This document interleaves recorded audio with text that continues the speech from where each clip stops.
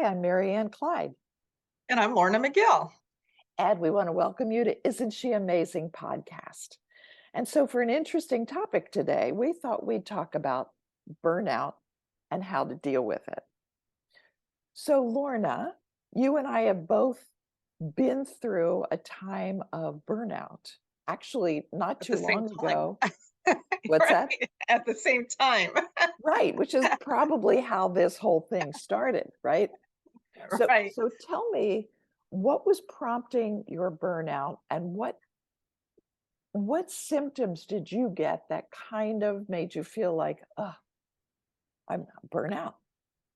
Well, it's funny because I didn't think I was until after, because I had had a job as a CFO, and it was always a very busy, taxing job. Mentally there was a lot to keep track of and do.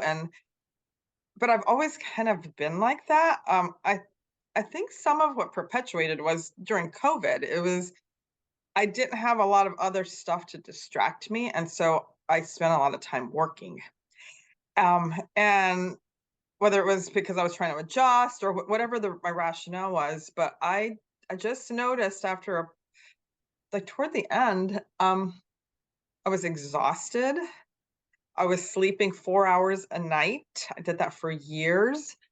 I because I would wake up thinking about what I needed to do, or I was solving a problem, or it Mhm. wasn't like bad. It was just keeping me up.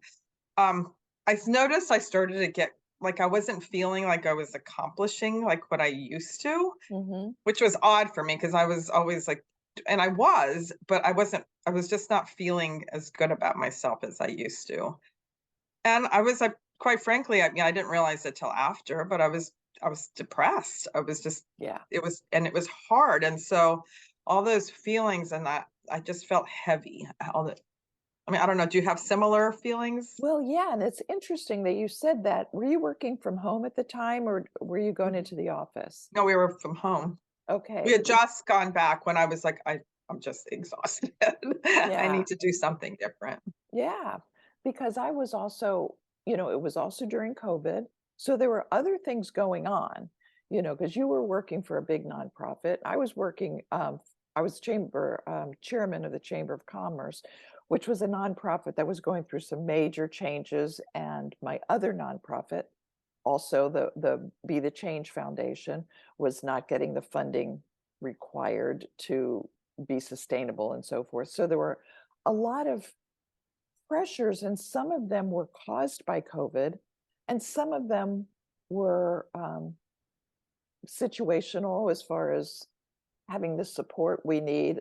Probably both of us were struggling with that kind of thing to get Right. through the unique challenges of going through COVID, and and I- and not only was I exhausted physically and emotionally. I think the way to describe it was just plain weary. And then Mhm. and then I was feeling pretty cynical.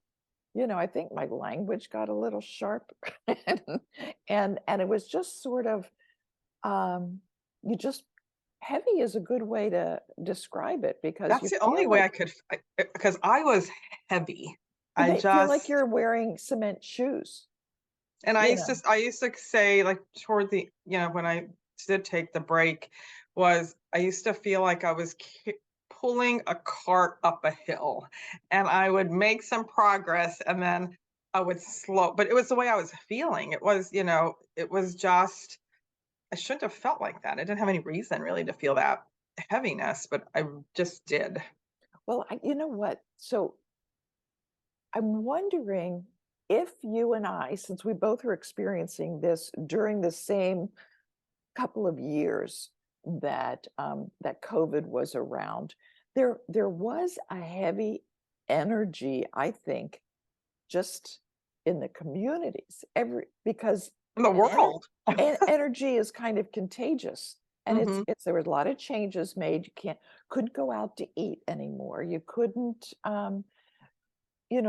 things that we would do to socialize were limited, and you and I are such big proponents of being part of a community, and Right. that was sort of taken away from us in many ways. yes, we can get on Zoom, and here we are, still on Zoom. But, the way do you remember when they finally opened the streets in our town Yeah, to put tables and chairs outside so we could actually then begin to go out to eat outside, and it was like this huge breath of fresh air. Um, right. so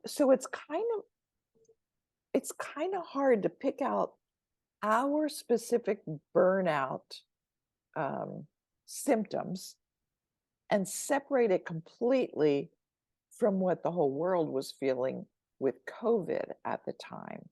Right. But I think there were a lot of people going through burnout at that time Well, because there was just too many things to think about besides the normal stuff.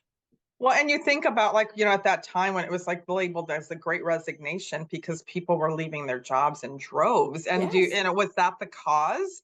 Is there was so much, and it also, for once, it gave me, I know, the time to, like, I had time to think about other things that I maybe was pressing down that I wasn't thinking about, and so Mhm. I think it not only was it like job burnout, but I had like all of this other stuff filtering up that I Mm. just kept myself so busy that I didn't have to think about. So, is that some of it also? Because that was something I really recognized after the fact was, oh, I was like, was reading things. I'm like, oh, well, that's where that comes from me, Yeah. or that explains, but I never had really given myself the time to think about those things. Yeah. And you know what? If you kind of pick it apart too, you were also, um, your boys were actually then launching out into the deep on their own at that time too. Right. And so there's that piece too. So it's interesting how time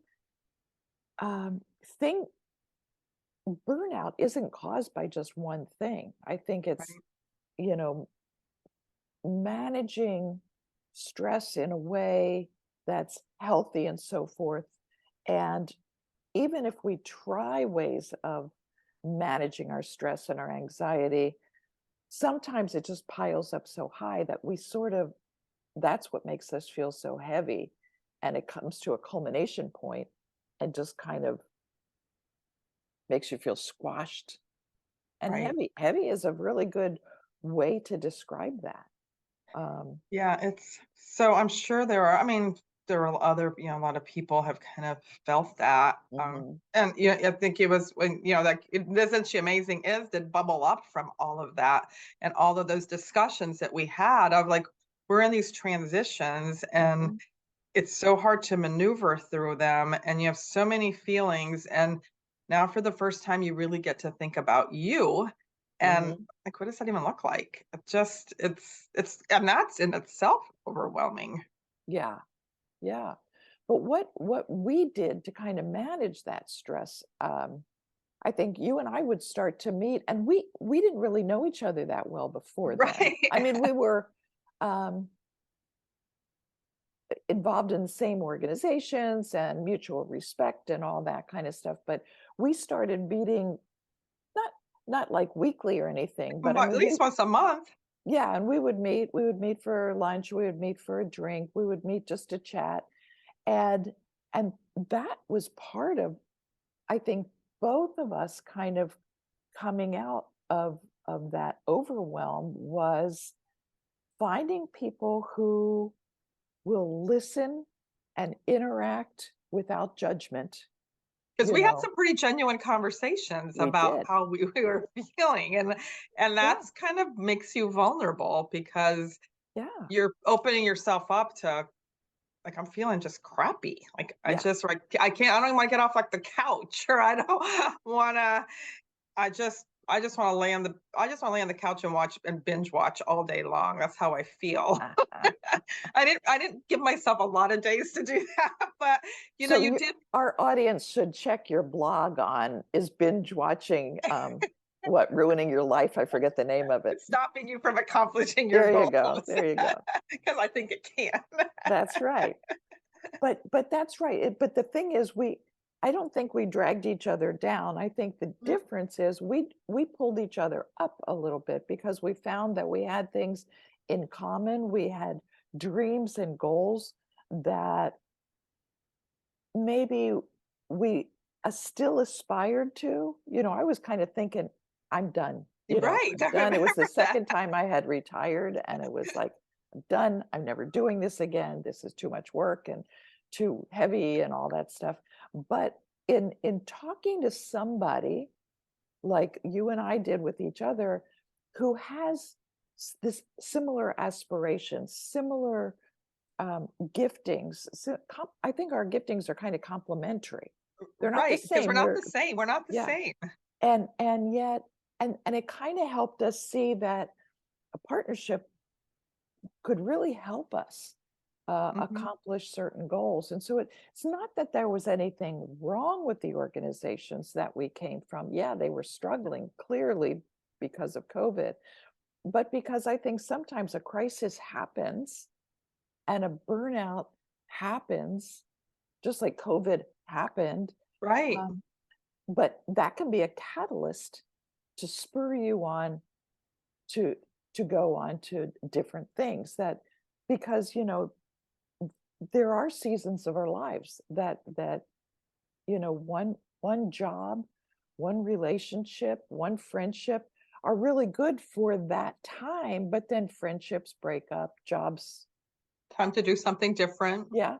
And then it's time to move.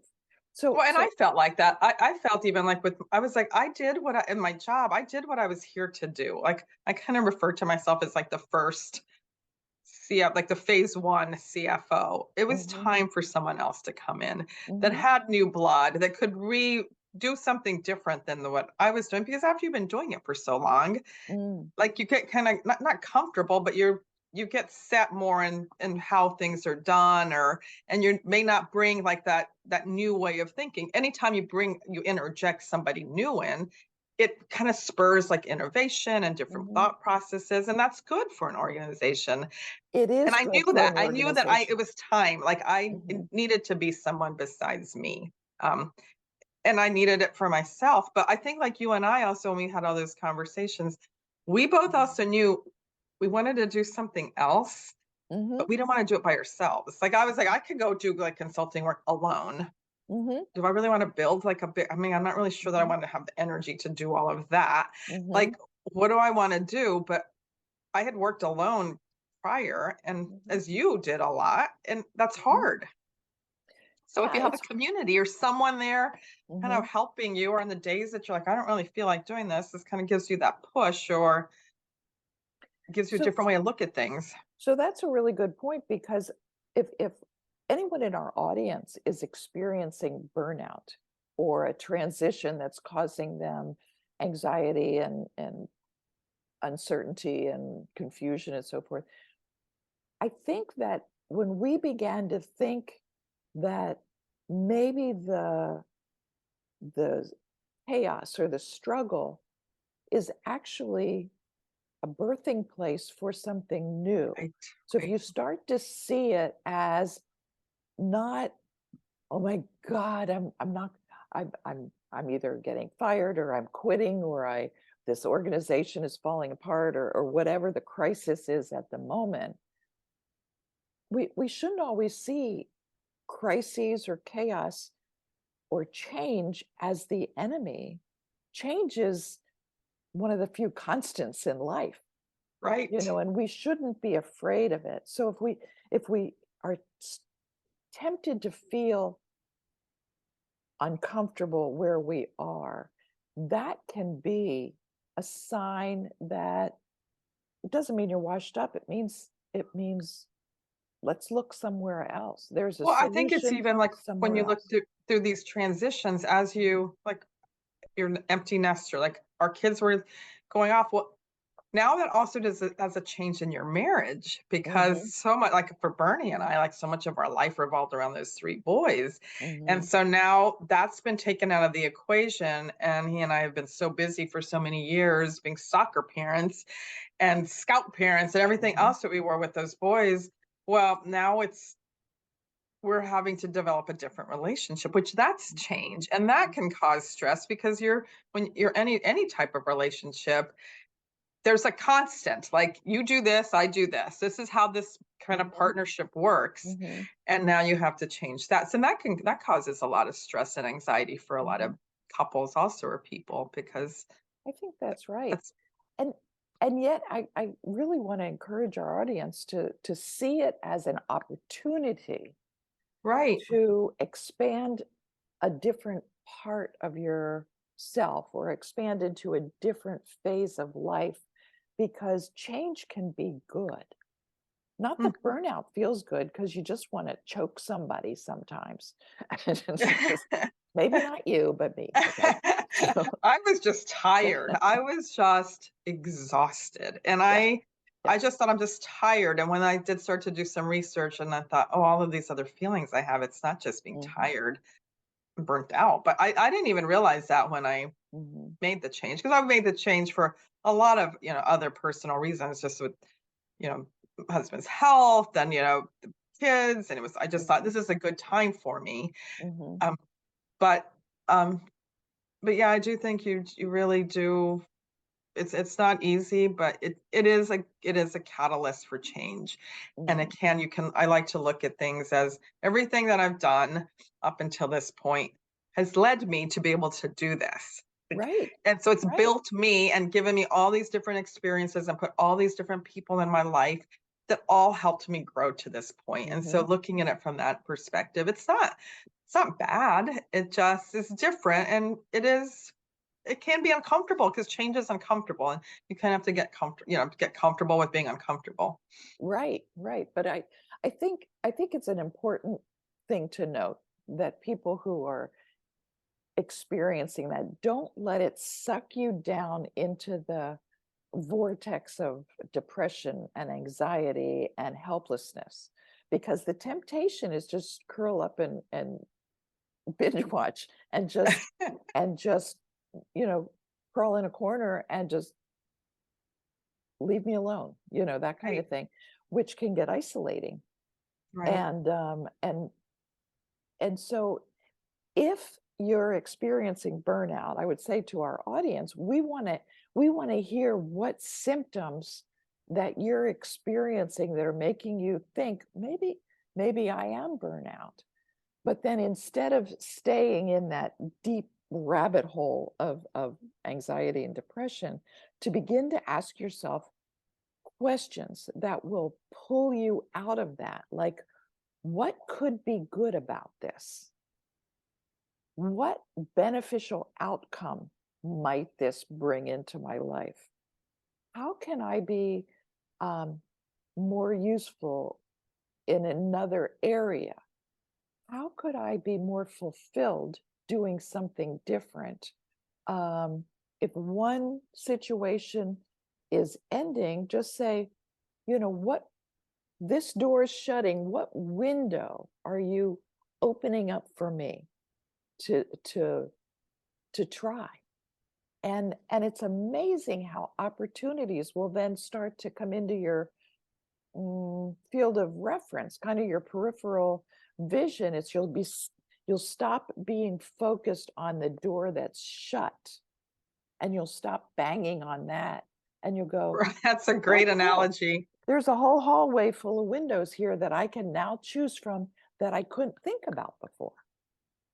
And yeah, and to start, you're a big proponent too of journaling, gratitude, um, possibilities, of just write in a journal. And it doesn't have to be a big fancy journal. I Now I have sometimes like I this just I have like there you all go. of these that I Yeah, have left over for my kids. And yeah. I'm like, well, I'm gonna use all of those, or not what I'd like. But and all of that came about after, like, during this kind of like transition stage for me. A Hmm. lot of it, a lot of people would say to me, yeah, you should journal, you should do a vision Hmm. board, you should like really examine like what your value systems are, like all of these things. And I'm like, I just want to do Please. something. Like, why do I have to do all this nonsense? That was my first thought.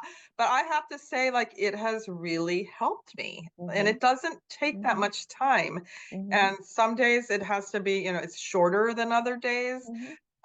But I find when I don't do it, my day doesn't go as well as it did. Hmm. Or reflecting at the end of the day, like, Okay, like what went well today for me? What could I have done better? What was great? What am I really grateful for that Mm-hmm. happened? Mm-hmm. There's so much. Like I find like when I do my gratitude, like I can just keep writing and writing. I limit myself to three typically a day, just jot down three things you're grateful for. And there's so much. And there is a lot. There is a lot that it doesn't go the way I would have liked or the way I wanted or that I need Mm-hmm. to work on. But if you say, and you say this all the time, Marianne, you focus on, you bring on what you focus on. That's what Mm-hmm. grows. Yep. And so if you do focus on all of this stuff that isn't going well, that's what you're bringing into You your could. life. Yeah. Yeah. And it's true. Like it really is true. Yeah. So I would And think I would ask, I would think that, if the audience does start, you guys just start doing the journaling, do like the mhm, little things that you don't realize until you do it, how much it does help. yeah. And ask yourself questions, even in a journal, but ask questions that produce results, not questions that suck you down. Like, why is this happening to me? Is a suck you down question. But what what are the possibilities that might be opened up to me? What could I be grateful for? What could I learn in this situation? All are things that'll lift your energy, and things that'll block your energy are anger, resentment, um, poor me, or self-pity Yeah. type thinking. Those things pull your energy down like a lead weight. But if you start to ask questions that will lift you up. Everything's got an answer. Why me is that's got an answer that just can only go in one direction, because the universe or God, he's not picking on you. He's not the universe is wide open with possibilities and opportunities and people to meet and things to learn. And like you said, when you're focused on your job or parenting, and it's kind of stressful, you stay focused, you do what you do, you keep going, straight ahead, but you become um Like what's it tunnel vision almost. yes, yes, you become you get tunnel vision on where you're going because it's sort of a survival mode. Right. But the thing to be grateful for when survival mode stops, even when you're not expecting it, even if you are expecting it, somebody, it's like, you're eventually going to have an empty nest.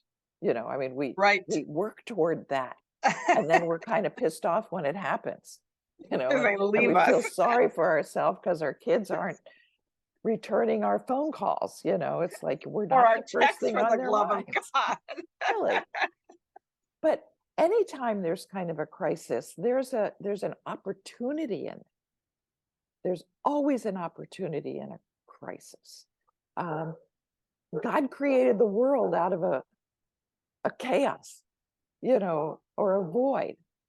And so we have to pay attention to, where's this leading us? What's this teaching us? So, Right. yeah.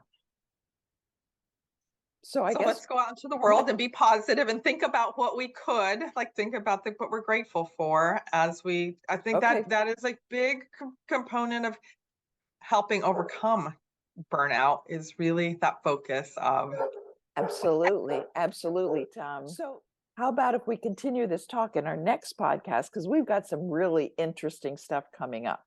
yes, we do. And So, it just, I mean, and I'll just, before we sign off, it's just, as you start to talk about these things, there's so many topics that we experience as women in this mhm, transitional time of our life that are big, but yeah, yep, exciting. I think that's exciting. exciting. So, Yeah. the steps you take are start to journal your thoughts, start to be grateful for stuff, and look for the window that's open instead of the door that's shut. Oh, that's great. That's a great analogy. I love vision. I like to picture things. I'm a visual person. Yeah, That's a great analogy. yeah, that's Well, awesome. thank you, everybody. We'd love to hear what you have to say about burnout and what you're experiencing and maybe what you're doing to help solve that. Yep. Thanks for joining us. We'll see you the next time.